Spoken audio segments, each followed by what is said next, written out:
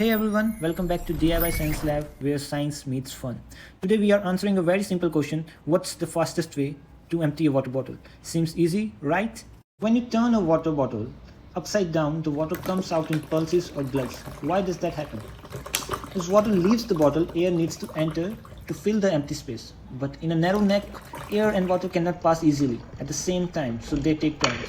Water rushes out, bubble of air goes in, then water again. This creates a familiar glug glug sound and slows the flow. Now watch what happens if we swirl the bottle. The water will flow at a greater speed.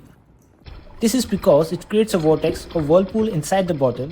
This spinning motion forms a hollow core in the center where air can rush in continuously while the water escapes around it. Now the air and water flow at the same time, so no glugging. Let's try something interesting. Put a straw inside the water bottle reaching all the way to the bottom. Now flip it. Now you will see the water flowing even at greater speed. This is because the straw acts like an air vent. As water flows out, air flows in through the straw, preventing vacuum formation, so the flow is smooth, no glugs. And the winner is the straw method. Super smooth, super fast. Have you tried it yet? Like, share and subscribe for more awesome DIY science videos.